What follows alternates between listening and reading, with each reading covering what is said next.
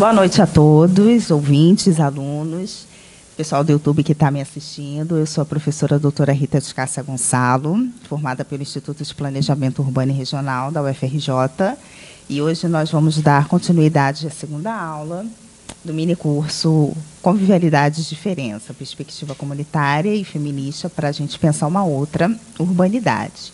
Recapitulando um pouco do que falamos na semana passada, nós começamos o nosso curso fazendo todo um apanhado daquilo que é a urbanidade, na perspectiva do planejamento urbano, da sociologia, e entendendo a urbanidade como um ingrediente fundamental para o bem viver na cidade.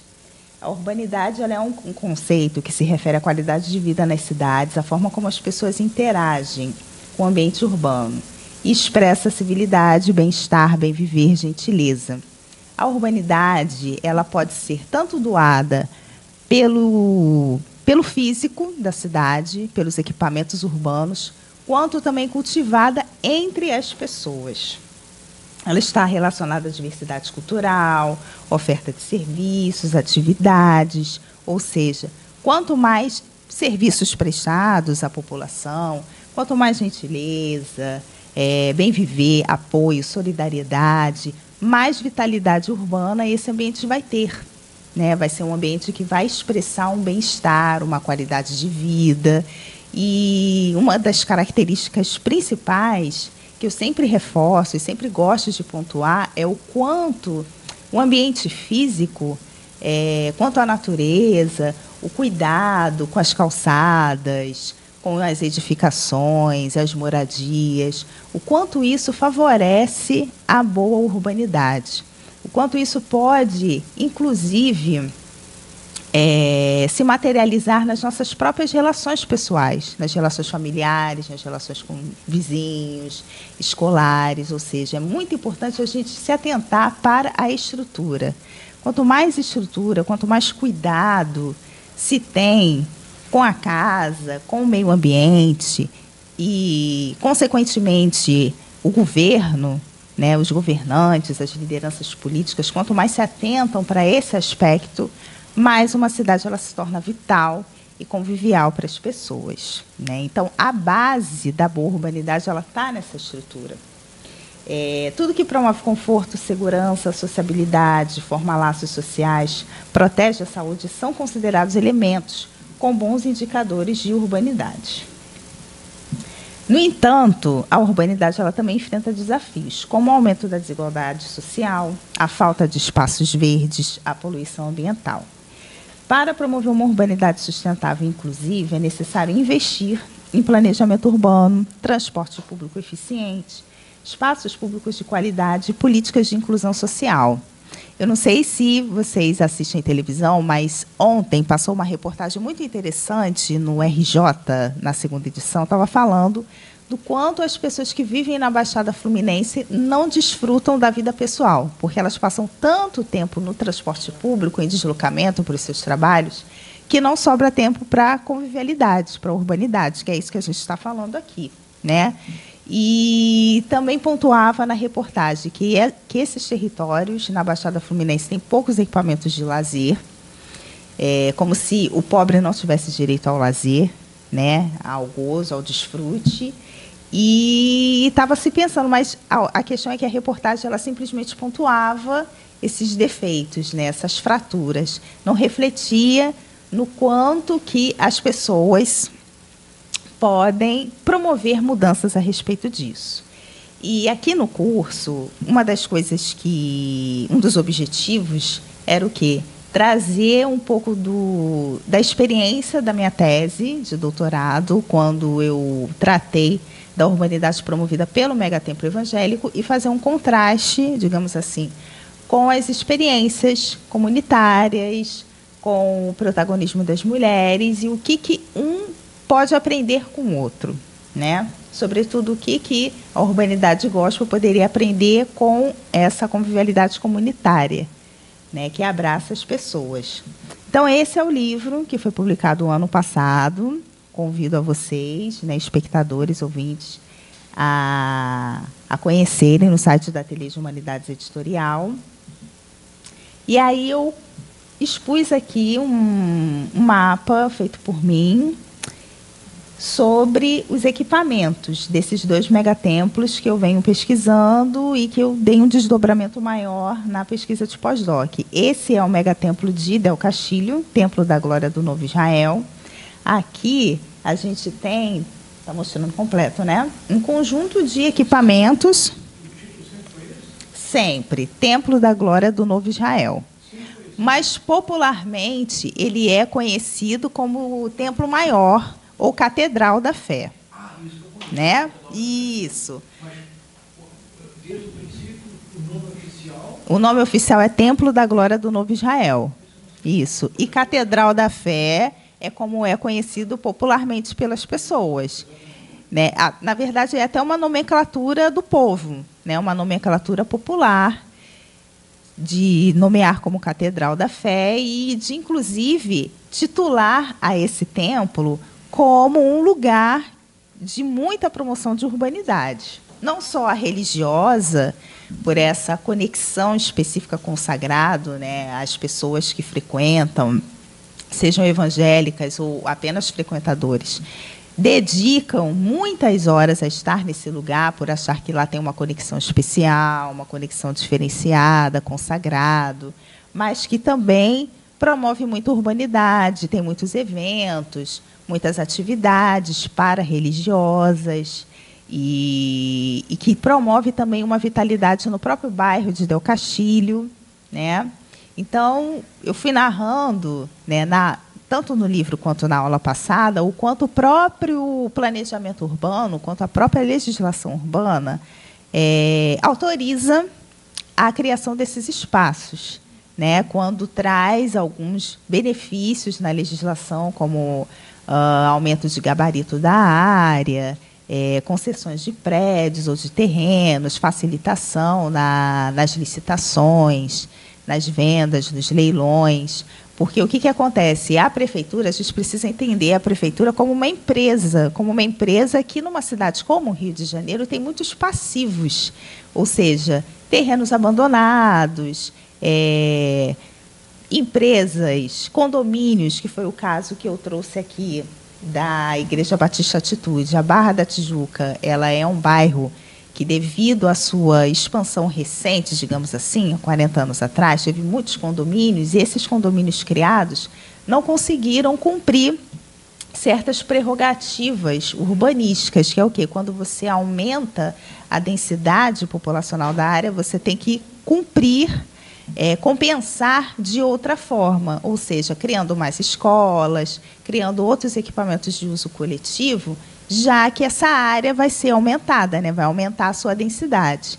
E ocorreu que alguns condomínios dessa região não conseguiram dar suprimento a essa compensação. E a prefeitura ficou com esses passivos de terrenos que foram sendo ocupados pelas igrejas evangélicas. Então, por isso que hoje lá tem muita igreja evangélica, né? E muitas vezes numa distância muito curta. Então, os evangélicos foram aí entrando nessas janelas de oportunidades, nos grandes espaços urbanos. E isso é um fenômeno que acontece não só aqui no Rio de Janeiro, mas em toda a grande cidade. No último planejamento urbano de São Paulo, por exemplo, existe lá uma cláusula exclusiva para autorização de megatemplos, né? Depois, isso é um assunto que a gente pode até desdobrar depois aqui. Mas é o que as prefeituras brasileiras estão fazendo, né? Percebendo nos agentes evangélicos grandes parceiros estratégicos econômicos para dar conta desses passivos urbanos. E aí, o que acontece? Tanto os evangélicos quanto as prefeituras pensam muito nessa questão, né, de alocar as suas estratégias conforme as especificidades locais, promover políticas redistributivas e tal, mas a gente tem que se atentar que, hoje, as grandes cidades brasileiras, sobretudo o Brasil, que faz parte aí do G20, dessas cúpulas internacionais, precisam se engajar nesses objetivos de desenvolvimento sustentável. E a gente está falando aqui, muito especificamente, desse ODS 11, que é promover o desenvolvimento para gerar comunidades sustentáveis em diferentes âmbitos. Diferentes âmbitos significa o quê? Não só na infraestrutura, mas também na convivialidade, na promoção dessa convivialidade com as diferenças. E o nosso livro, Urbanidade Gospel, ele vai tocar, basicamente e sobretudo, nessa questão. Porque enquanto os evangélicos estão atuando como agentes urbanos, promovendo muitos serviços e tudo mais, eles estão filtrando esses serviços para que sejam ocupados, na maioria das vezes, por pessoas atinentes à religião. Ainda não entendem a cidade como um ambiente de liberdade das expressões e fazem aí uma grande cruzada, de modo que quem possa acessar esses serviços, esses equipamentos de forma contínua e prolongada sejam as pessoas da religião. Então, essa é... E trazendo esse confronto não só para dentro do megatemplo, para dentro da sua estrutura, mas também para outros espaços públicos, outros espaços urbanos e também para os meios digitais. Ou seja, é uma disputa religiosa que se dá em diferentes arenas. Tem esses mapas aqui, que estão disponíveis até no Google, e ele traz uma demonstração muito clara de como está ocorrendo essa disputa religiosa nesse território que eu estudei, né, na Barra da Tijuca. Tem uma concentração muito grande de denominações protestantes e católicas também, tá, gente? Presbiterianas, Batista Atitude, a Advec, que é do Silas Malafaia, né? Igreja Vitória em Cristo. Do André Valadão, isso. Isso, exatamente. Essa é a Lagoinha, que é também uma outra denominação que se expandiu bastante, né? E Igreja do Recreio, tem também a Igreja Cara de Leão. Tem muitas igrejas nesse território que vai ali, quem conhece a Barra da Tijuca, depois da Alvorada até o final do Recreio. Então, é uma concentração assim, bem grande nesse raio, né, de muitas igrejas evangélicas.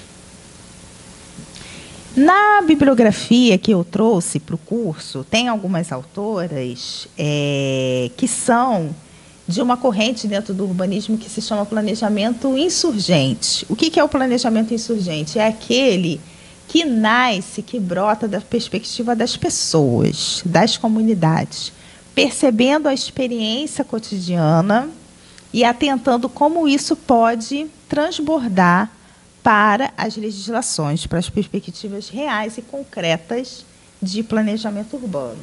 E aí tem lá, eu citei a bibliografia da Leonie Sandercock, tem um livro chamado Mapping Possibilities, Mapeando Possibilidades. E ela é uma autora que ela fala muito a partir dessa perspectiva mesmo da germinação desse planejamento que é insurgente, que é comunitário, que tem eu digo feminista exatamente porque ele tem um olhar sensível para as questões das mulheres, para as questões das crianças, para essa convivialidade que brota do cotidiano, que ela não está apenas atentando para as questões produtivas da cidade, entendendo que o não produtivo, que essas questões de relacionamento, de cuidado, também fazem parte do bem viver e, indiretamente, acabam fazendo parte da produção da cidade, né? E eu trouxe aqui um trecho desse livro dela que é muito interessante para a gente refletir. Nosso mundo do século XXI está se resumindo a agressão, medo e separação. Guerra, genocídio, violência, racismo, escravidão, pandemia, pobreza, desastres naturais agora são todos comuns. Os sistemas disfuncionais são respostas muito comuns a essas múltiplas crises. Estamos vivendo em um momento de parecer caos. Mas o caos é rico em potencial para novas possibilidades, novas maneiras de ver, novas maneiras de ser, novos relacionamentos. Enquanto me preparo para me aposentar do envolvimento ao longo da vida com o ensino, escrita e prática do planejamento comunitário e regional, estou olhando para trás, fazendo um balanço e também me lançando numa perspectiva esperançosa. Eu acredito que a mudança sistêmica começa em pequenas maneiras, com as escolhas de indivíduos corajosos, cujas ações mostram novas possibilidades. O verdadeiro motor da mudança começa com conexões críticas. O planejamento comunitário é o trabalho de construção de conexões, é o trabalho de cura, reparo, renovação.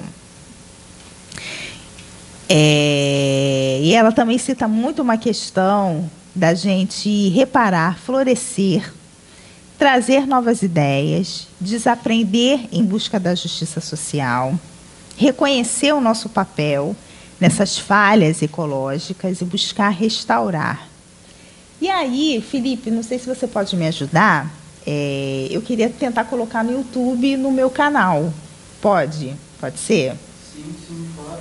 E aí depois a gente volta aqui para essa apresentação, porque uma das coisas que eu pontuei na aula passada, depois, por favor, ouvintes, voltem lá para assistir, eu trouxe aqui alguns aspectos da legislação brasileira que fala do Marco Civil das Organizações da Sociedade Civil, né? Esse Marco Civil, ele está trazendo uma perspectiva de gestão social, tentando nos alertar, não apenas nos alertar, mas empoderar as comunidades para que nós também tenhamos esse caráter responsível para com o nosso bem viver.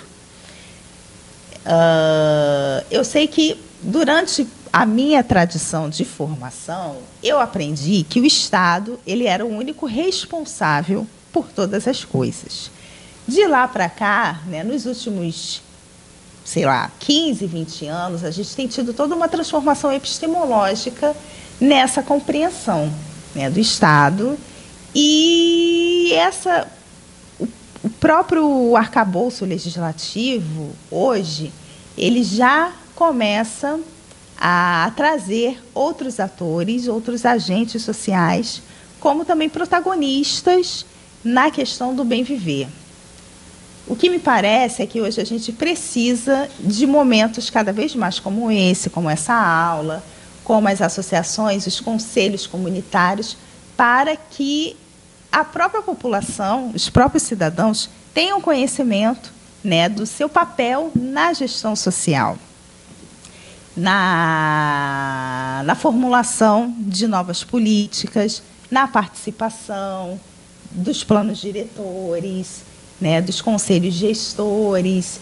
Então, porque só assim a gente consegue promover mudanças significativas, né? Então, eu queria colocar aqui, pode ser? Eu gravei alguns vídeos com algumas pessoas que eu conheci. É só colocar no Google?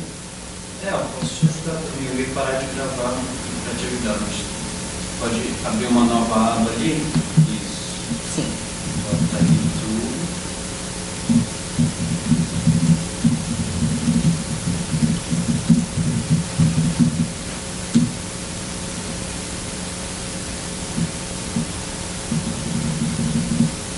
Achei. Porque exatamente eu gravei uns vídeos com... Aqui. É esse que eu quero mostrar para vocês.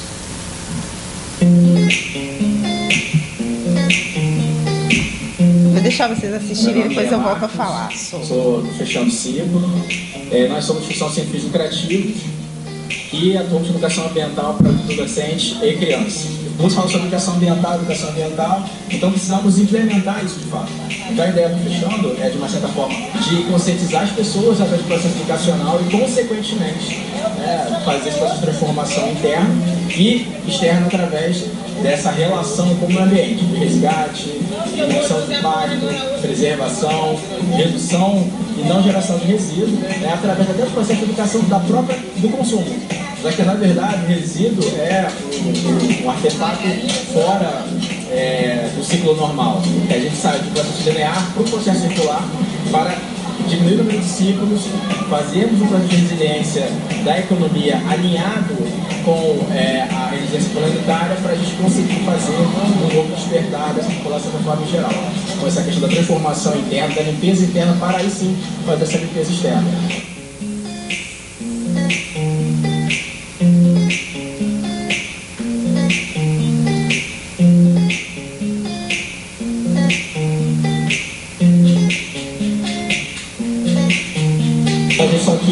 500 da comunidade ou mais que vão estar aqui conosco, já implementando essa estratégia da educação ambiental.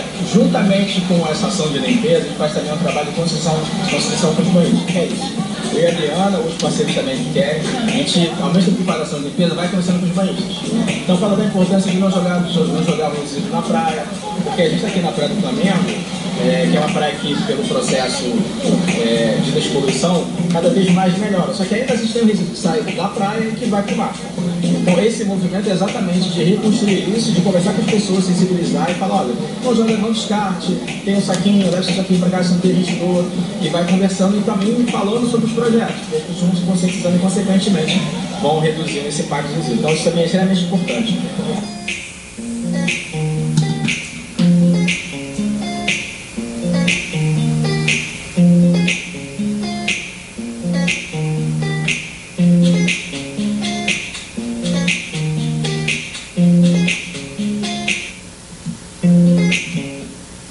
Perfeito. Então, esse exemplo é o exemplo do Fechando o Ciclo, que é uma OCIP, né, uma organização social sem fins lucrativos, voltada para a conscientização ambiental de maneira holística, né, completa, mente, corpo, meio ambiente. E eles promovem assim ações maravilhosas em várias praias do Rio de Janeiro, mobilizando as crianças para essa conscientização ambiental, para reciclagem de resíduos, gestão de resíduos, para não deixar sujeiras nas praias. E, nesse aprendizado, aí, as crianças vão entendendo essa questão circular do resíduo e trazendo também essa visão educativa para dentro de casa, para os seus pais, mudando comportamentos, práticas, e assim gerando, né, um aprendizado circular que vai se ampliando para toda a sua comunidade. E, num espaço de tempo assim bastante curto, tem pouco mais de 2 anos, eles já conseguiram assim transformar mentalidades assim de várias comunidades nas quais atuam, né? E isso é muito interessante e traz aqui uma perspectiva de novidade exatamente nisso, nessa gestão social como um caminho de redefinição para a esfera pública, que é o que a gente tem discutido hoje aqui. Na medida que você vai participando comunitariamente nesses engajamentos, nesses aprendizados, você está empoderando esses indivíduos para que eles possam fazer melhores escolhas de representantes legislativos, para que eles consigam formar lideranças comunitárias que atuem efetivamente nos seus territórios e assim promovendo e gerando mudanças. Então, pensando agora mais na nossa realidade brasileira, nesse país continental, com um Estado que já nasceu com fractalidades, com deficiências, é muito importante a gente compreender as capacidades estatais do nosso país e de muitos outros países emergentes, né? Entender que o Estado ele tem um papel importante para a superação dos problemas de ação coletiva, mas ele não é o único agente capaz disso.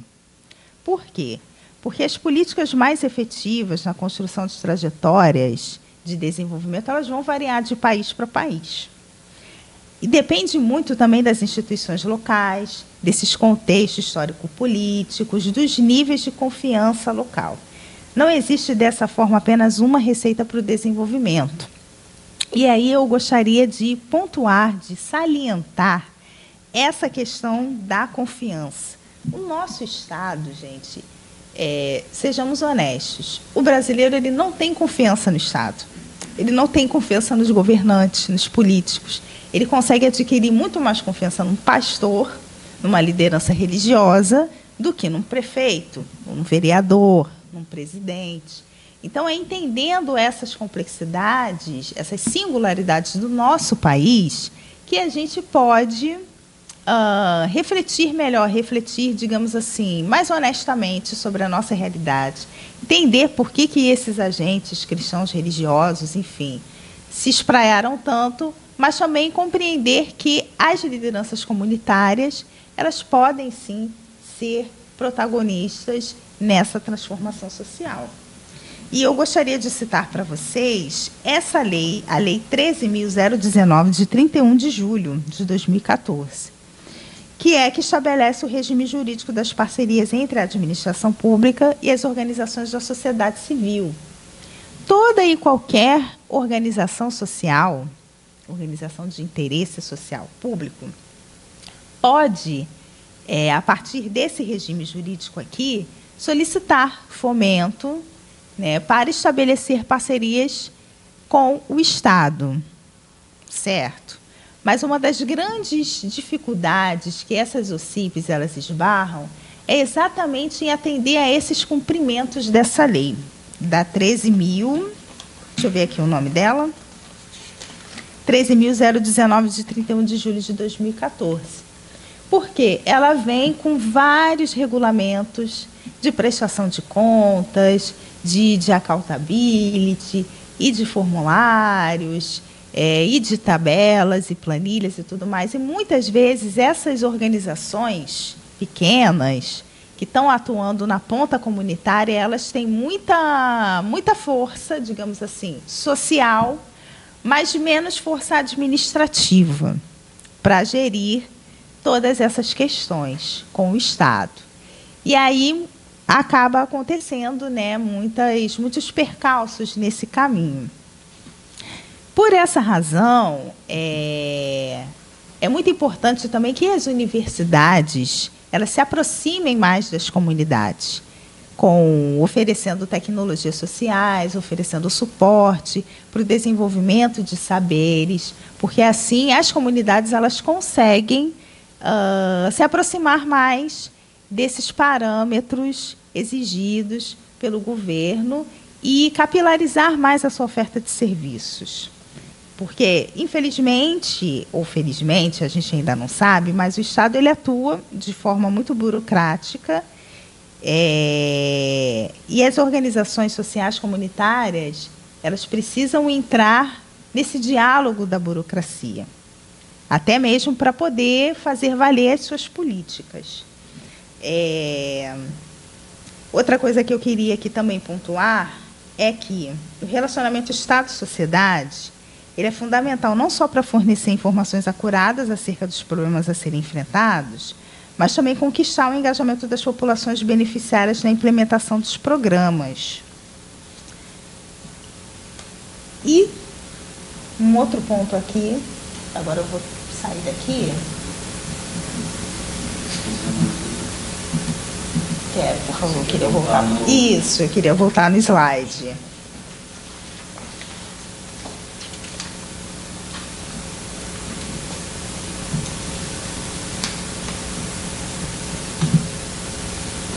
Obrigada.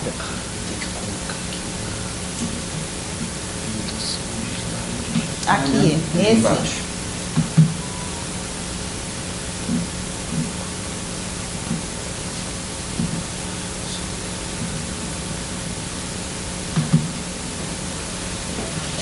Pode ir para o próximo? Pode ir.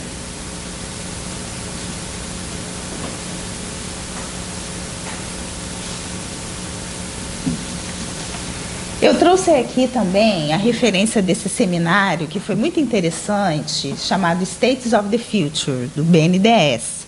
Ele foi veiculado mês passado, né? Está disponível no canal YouTube do BNDES, e ele está exatamente refletindo sobre a importância desse multilateralismo nas iniciativas de desenvolvimento. Desenvolvimento, por si só, já é um conceito bastante complexo de compreender, de formular, porque o desenvolvimento ele não está atrelado apenas a uma questão econômica, né, com um país com um PIB superior, digamos assim. O desenvolvimento ele abarca múltiplas frentes, né? Desenvolvimento. E, inclusive, a questão da urbanidade, da convivialidade, ela também é uma promotora de desenvolvimento, né?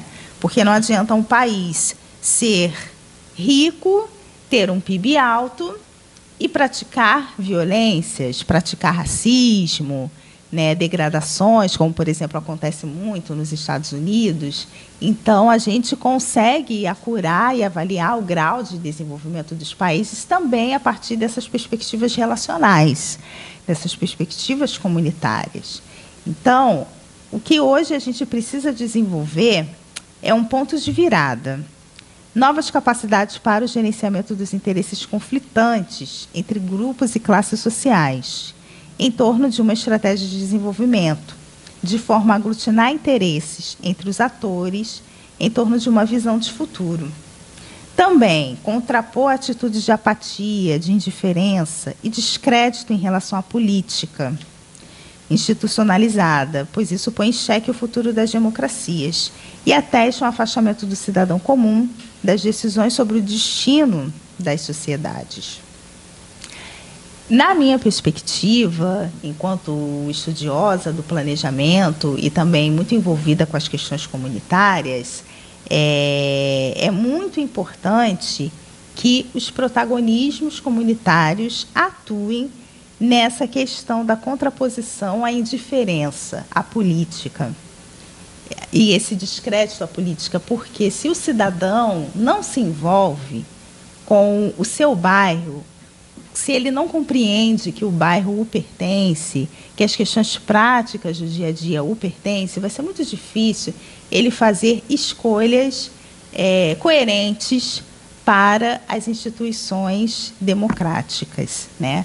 Então, por isso que eu acho que muito da urbanidade, da convivialidade, da vida política comum, ela começa no comunitarismo.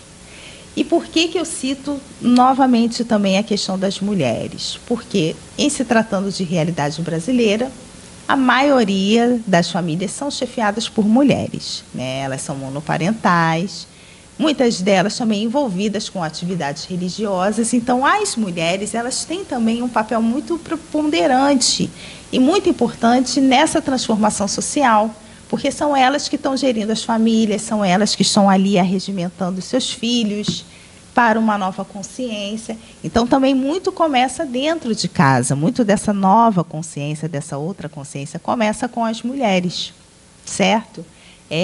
Temos aí diversos exemplos de iniciativas de mulheres indígenas, né, nos países andinos, Colômbia, Bolívia, de mulheres que estão ali fazendo valer todo o seu protagonismo comunitário e entendendo que é a partir delas que vem essa nova consciência, essa promoção de mudanças. Então, é muito importante também as mulheres, você, mulher que me ouve, compreender que você também tem um papel muito importante na mudança política social da sua comunidade, da sua família e do seu território. O desenvolvimento como proposta global e unificadora, ele reconhece os sonhos e as lutas dos povos, sobretudo dos povos menos favorecidos, né? Incutiram em nós a ideia de que desenvolvimento seria mais indústrias, mais estradas, economia pujante. Porém, na realidade latino-americana, o que torna os pobres mais competitivos, ativos para os desafios na vida humana, são a escola, a família, a comunidade. Então, o desenvolvimento ele é garantir a vitalidade dessas instituições que dão sustentação nessa realidade latino-americana. Para além disso, eu gostaria de pontuar também que um projeto nacional ele não pode existir se não incorporar o princípio dessa participação democrática da comunidade e do coletivo. Que nós precisamos construir uma boa condução da nossa afetividade coletiva, entrelaçando esses episódios da nossa vida diária, nas esferas semipública, na esfera privada, na esfera pública também, compreendendo que essas dimensões psicossociais da cidadania, baseadas na urbanidade, elas são um eixo integrador para a promoção de mudanças políticas, certo? Então, descolonizar a nossa maneira de ver o urbano, ela compreende entender que a convivialidade, o comunitarismo, a força feminina, a força do protagonismo das mulheres, das crianças, dessa compreensão integrada do território, do meio ambiente, é você lutar pelo direito à cidade, lutar pelo direito à vida e lutar por uma perspectiva de bem viver mais efetiva na cidade, na comunidade, entre todos os seus. E a universidade, ela tem um papel fundamental nisso. Na medida que a universidade se aproxima das comunidades, dessas iniciativas protagonistas, que estão pensando em diversos aspectos do bem viver, seja na favela, seja no campo, e oferecendo tecnologia social, oferecendo suporte e apoio para aproximar essas iniciativas também desses instrumentos jurídicos do Estado, de muitas resoluções. Eu acho que assim a gente consegue gerar mais vitalidade e mais urbanidade para o nosso território, certo? Eu vou deixar aqui o meu contato para os espectadores, de telefone, de e-mail, caso queiram trocar mais ideias, receber também esse PowerPoint que a gente discutiu largamente na semana passada e conhecer um pouco mais do meu trabalho e dos meus escritos. Muito obrigada. Se quiserem fazer perguntas, estou à disposição. Vou deixar a Simone começar. Sim. Simone, além de escritora, tem uma experiência muito interessante com a Igreja Evangélica. Então, eu para você, Simone. Desculpa, se você quiser falar. Então, eu terminei um livro que vai ser lançado ano que vem, provavelmente, que se chama Mulher de Pouca Fé, que é uma autoficção e como é que chama? Um romance de formação ou deformação, né, como eu gosto de fazer, que é sobre 10 anos que eu passei numa igreja evangélica gigante, assim. E aí tá tudo com pseudônimo. Então, assim, isso está sendo gravado? Então, é melhor não falar. Sim, mas foi uma igreja evangélica grande. Um estilo grande. De mega-templo? Como esse neopentecostal com mega-templo, essas coisas. E aí eu tive experiências políticas, até porque eles me pegaram, identificaram ali que eu tinha algum talento, eu fiz ghostwriting para candidatos políticos que foram eleitos, né, com grande quantidade de votos e depois, esse mesmo candidato político, depois que eu já tinha deixado a igreja, ele até foi assassinado com tiros a queima-roupa. E nunca foi elucidado quem foi o mandante, por quê, mas um dos suspeitos era um bispo de dentro da igreja, né, que eu fiz parte, e outro suspeito era o suplente dele. E aí ficaram investigando, enfim, não conseguiram chegar a uma conclusão ali. E esse bispo, depois, ele foi expulso da igreja, e depois ele voltou. Então, assim, são experiências bem marcantes. E eu sou, hoje em dia, agnóstica, mas eu fico pensando assim, né? No caso da minha igreja, a mulher não podia ser pastora. Então, às vezes, você via a gente sempre ser ligada a colocar subalternos, né, considerados menos prestigiosos. E, ao mesmo tempo, eu sentia que havia uma certa exploração do nosso trabalho, até como o negócio de ghostwriting, no meu caso. Eles tentaram me botar para cantar, mas aí eu meio que sabotei, porque eu não gostava de cantar em público. Depois eu descobri que eu era uma mulher autista também, que eu tinha alta habilidade e era autista, então eles também talvez identificaram isso e deram uma exploradinha. E aí toda essa experiência assim não me faz, claro, ver com bons olhos coisas muito mega e etc e tal. E eu reconheço também que muda a vida de muita gente, é positivo para muita gente, nem que seja por um tempo. Mas eu queria botar lá minha experiência pessoal, né, de uma forma ali ficcionalizada, para poder também... porque você vê muito testemunho de quem entrou, mas você não vê o testemunho de quem saiu, até porque isso não é bem visto, é visto até como uma atitude, assim, digamos assim, de despeito antirreligiosa, e não necessariamente só tenho direito a contar minha história também. E de uma coisa de ficção, que você trabalha em cima, enfim... mas era isso que... Eu estou falando desse pedido dele, eu nem sei se eu ia falar. Eu fiquei pensando também que, sim, isso acontece, de mulheres investirem, né, no embelezamento desses espaços, na convivialidade desses espaços, não só dentro de igrejas, como também fora. Mas eu também fico pensando em coisas tipo o Complexo de Israel, né, que é um conjunto de favelas que o traficante se diz evangélico, é o Peixão, o nome dele, fica em Braz de Pina, por ali. E aí saiu uma matéria agora há poucas semanas do Globo, falando coisas horríveis, que a pessoa que reclama de barulho ou de porcarias, que eu não vou repetir aqui, que acontecem lá, ser executada sumariamente ou expulsa sumariamente, né, do complexo, e que tem vigilância por drones e hackers que supostamente interceptam conversas de celular. E aí isso é usado até para controlar a presença de adeptos de religiões de matriz africana e expulsar, enfim, não tem mais tempo, foi tudo quebrado de outras religiões, assim. E aí eu fico pensando, né, como pensar isso, porque vira um estado paralelo, mas muito masculino, né, uma versão meio Antigo Testamento, assim, de um Deus forte que humilha, sabe, o outro. O que é inimigo, enfim, vê o outro como inimigo e humilha esse inimigo, enfim. É isso. Esse cerceamento me dá muita angústia, né, por causa da minha experiência. A todos nós. Já respondo ela? Então, a sua colocação, ela vai muito de encontro a um texto que eu escrevi, que inclusive está disponível no site da Ateliê de Humanidade, que fala sobre o novo urbanismo. Novo urbanismo que tem muito a ver com o que a gente discutiu hoje aqui, né, no nosso curso, falando sobre o planejamento insurgente, né, como as comunidades, trazendo à tona, trazendo para cima as suas demandas, as suas necessidades, elas podem impactar as políticas de planejamento urbano. E nesse texto, eu pontuei algumas iniciativas de maior expressão, digamos assim, de outras denominações religiosas.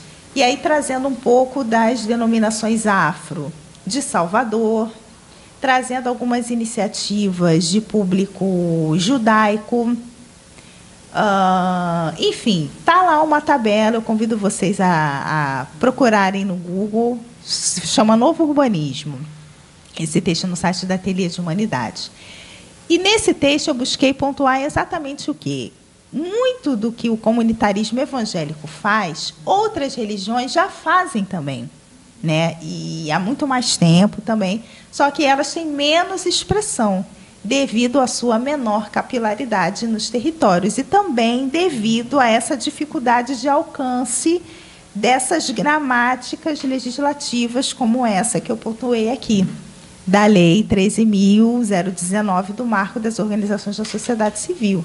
Por isso, retoma a importância, né, do academicismo, das universidades, daqueles que têm o saber especializado para dialogar com o Estado, para poder captar esses fomentos, que dialogue também com essas outras comunidades religiosas, essas outras lideranças, para que eles também tenham as suas atividades salientadas, ressoadas, que venham a ganhar expressividade também no território. Porque, como a mídia foca muito no Complexo de Israel e outras iniciativas... Achou? Isso. Qual é o nome, João? Filhos do Tempo, a Urbanidade Religiosa, a Luz do Novo Urbanismo. Exatamente, isso, a urbanidade religiosa. Eu posso até colocar aqui. Vamos colocar aqui para o pessoal que está nos vendo conhecer também.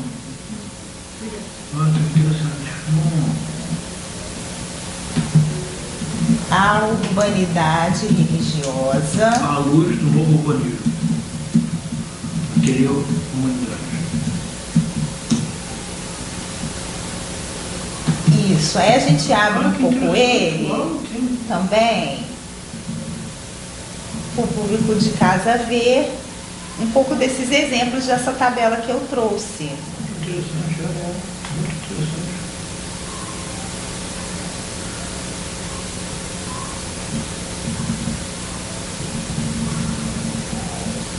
Exatamente. Aí eu trouxe aí um exemplo de uma denominação chamada Ilê Axé Oiaomim, e outras também, né? Outras casas de leis em Salvador. O que eles fazem? Distribuição de cestas básicas, refeições, alfabetização de jovens e adultos, práticas ancestrais de cuidado na saúde física e emocional, entendendo também que esse é um ponto de caminho de convergência à urbanidade, né? Você cuidar da sua saúde física e emocional, espiritual. Oficinas de corte, costura e bordados para geração de renda. Por quê? Porque como é um território de muita religiosidade afro, e essa religiosidade afro, ela movimenta a economia do vestuário, das roupas, então você oferecer cursos de corte e costura, de bordado, para a produção de todas essas roupas dos ritos afro, já é uma geração de renda para essas mulheres, para essas famílias. Aulas de toques ancestrais para qualificação musical, na percussão afro-brasileira, porque de lá também são formados, né, muitos músicos, muitas pessoas que atuam no cenário brasileiro, no cenário internacional. Ou seja, eu só citei aqui exemplos de alguns terreiros que fazem nessas iniciativas sociais de interesse público. Achei muitos outros. O problema é que essas iniciativas não chegam até nós, elas não nos alcançam, e é muito difícil de mapear.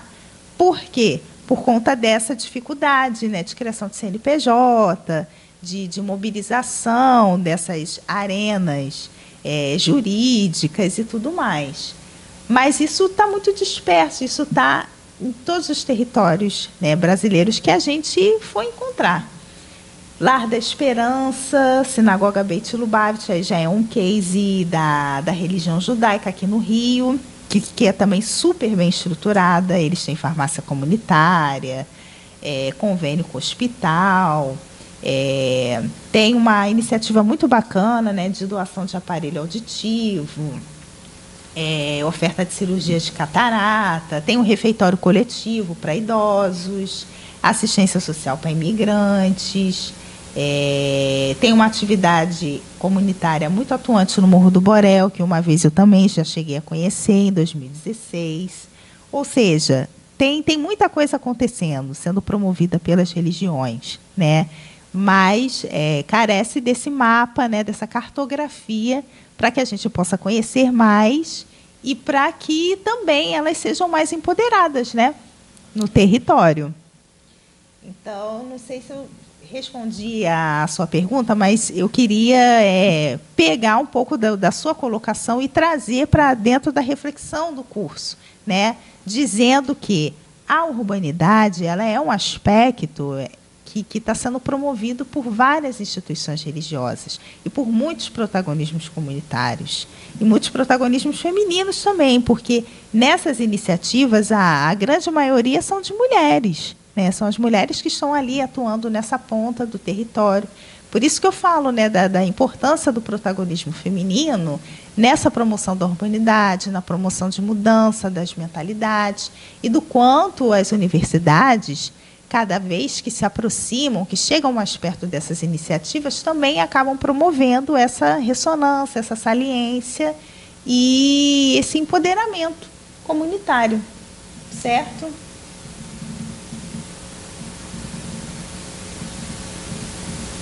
Então, até no final desse texto, eu digo assim, é preciso compreender o lugar dos equipamentos multisserviços religiosos nas cidades brasileiras e suas ações para a educação, a cultura, o lazer, o acolhimento. Esse reconhecimento da centralidade dos ideais e práticas de urbanidade religiosa no meio urbano deve estar articulado com uma crítica das tensões que muitos deles possuem com uma experiência cívica que seja satisfatoriamente ampla, plural e democrática. E aí é que entra, né, o contraste, eu vejo um contraste muito grande com a urbanidade evangélica, porque existe a promoção de uma experiência cívica que ela é restrita àquele ambiente, né? Ela é circunscrita a esses aspectos. E muitos evangélicos acabam, por exemplo, votando em outros evangélicos, elegendo outros líderes representantes evangélicos, não reconhecendo assim a amplitude de demandas no urbano, enquanto que nessas outras instituições, nessas outras iniciativas, né, promovidas por outros grupos religiosos, isso já não acontece dessa forma, né, tão latente. Existe uma experiência cívica que ela é mais ampla, que ela é mais plural, que ela é mais democrática. Então, a gente também precisa reconhecer a urbanidade dentro desse aspecto, a urbanidade como um ingrediente que requer pluralidade, que requer amplitude, isso, de públicos e de alcance. Sim. Bom, primeiro, muitíssimo obrigado pelo seu trabalho, que eu acho um trabalho de grande importância. O Urbanidade Gospel, o seu livro da análise dos megatemplos, eu acho importantíssimo. Eu achei muito interessante o que você disse agora, isso me surpreendeu, porque uma chave de leitura, talvez apressada, dessa difusão incontrolável e cada vez mais importante das populações evangélicas, é que os templos evangélicos, aí pouco importa se é de Silas Malafaia, Marco Feliciano, André Valadão e tutti quanti, pouco importa. O fiel entra no templo do Marco Feliciano, embora ele peça cartão de crédito com senha, ele sabe o nome do fiel. É o amado, é a amada, sabe o nome dos filhos. E os templos evangélicos, eles oferecem, de fato, uma forma de convívio que a sociedade brasileira sistematicamente sempre negou aos mais vulneráveis.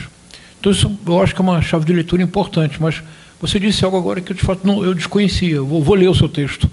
Quer dizer, o que você está dizendo é que essa urbanidade evangélica, ela, de fato, é importante, ela efetivamente existe, e há uma maneira de compreender o fenômeno. Você está chamando a atenção para o fato de que essa urbanidade ela tem um lado que seria, não sei se a palavra é correta, mas seria fundamentalmente antidemocrático no sentido de ser estreito e de reduzir ao máximo o horizonte da experiência. Você está chamando a atenção que existe uma outra forma de urbanidade religiosa, isso eu confesso que eu desconhecia.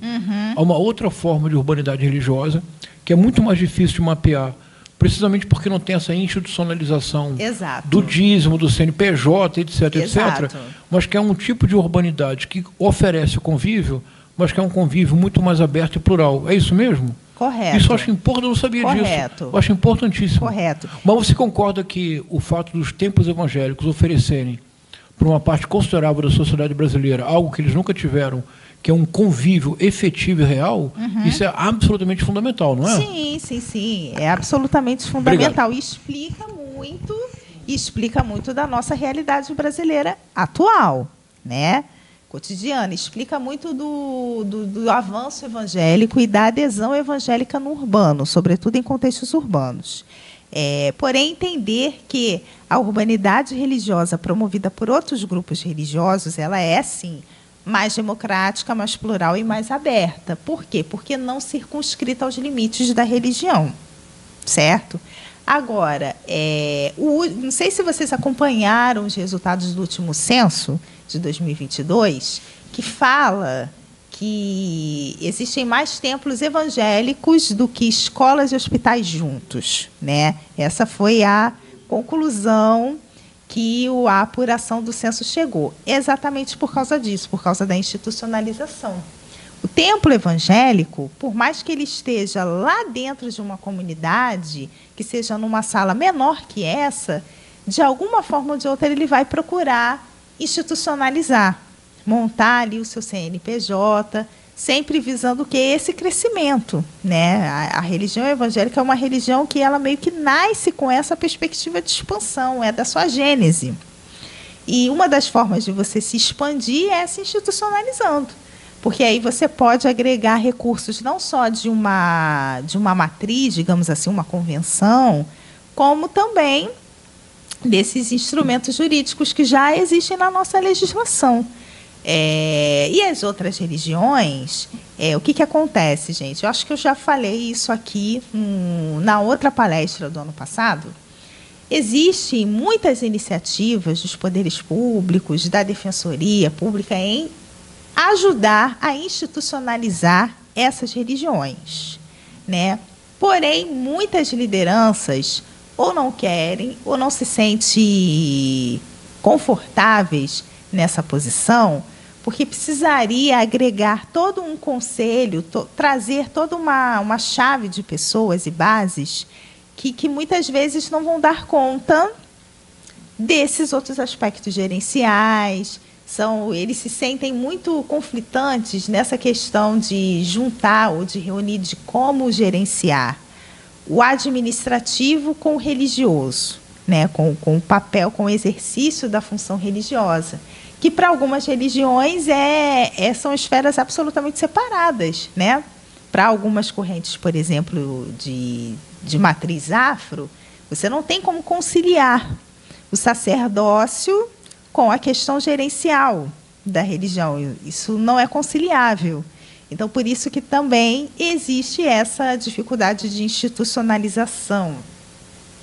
O que acontece é que hoje a Lei Rouanet e outros dispositivos legais de cultura do Ministério da Cultura vêm para abarcar, para acolher essas entidades religiosas, né, que antes não tinham uma certa institucionalização.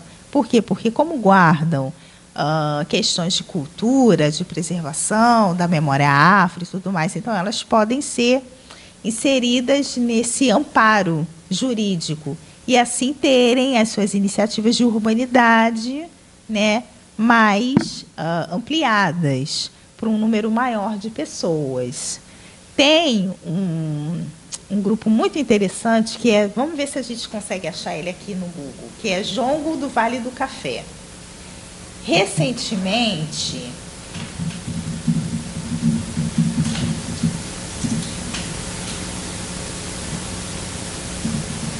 vamos ver se a gente acha eles aqui.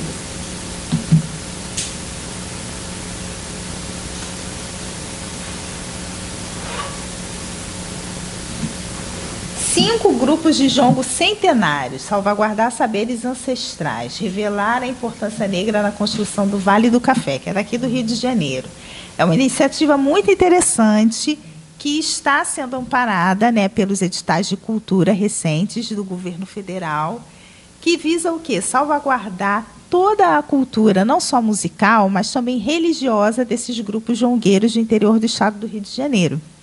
Por quê?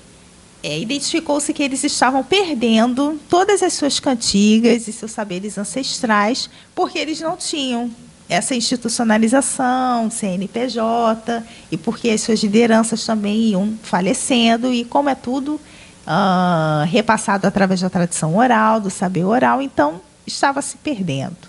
E aí teve uma pessoa, um produtor musical, que teve essa iniciativa de fazer o administrativo, né, de reunir todas essas comunidades, o saber local, e colocar isso dentro de um edital de cultura e, a partir daí, receber o fomento e gerar toda a institucionalização dessa crença e dessa cultura, que é também uma cultura super comunitária e que vem fazendo assim, um trabalho muito brilhante, não só lá no Vale do Café, mas também em vários outros pontos da cidade do Rio de Janeiro, resgatando, né, essa memória ancestral e esse comunitarismo a partir do jongo, esse cuidado comunitário a partir do jongo.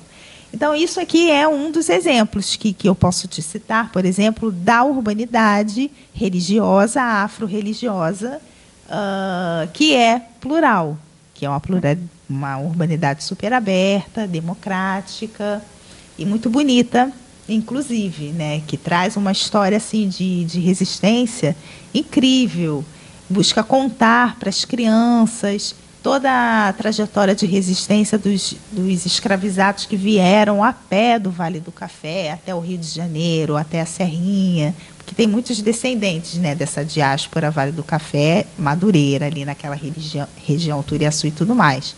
Então, vem trazendo isso para as crianças, para os mais jovens, essas práticas de resistência, de entendimento da sua identidade, de preservação do território, da sua comunidade, de como cuidar do terreiro.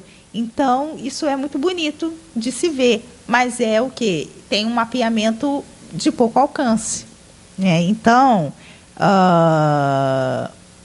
eu acho que o governo federal, e na medida que vai entrando, né, mais políticos, mais gestores públicos interessados nessa questão, nessa demanda, acho que a gente pode conseguir, pouco a pouco, ajudar todas essas comunidades religiosas que ainda não estão perfeitamente, digamos assim, institucionalizadas, a terem esse amparo, esse apoio, para que as suas iniciativas sejam mais reconhecidas popularmente, né? E para que a gente tenha uma visão, um ambiente de pluralidade religiosa mais amplo e mais democrático na nossa realidade brasileira. É isso. Muito obrigado. Obrigada a vocês. Muito obrigada.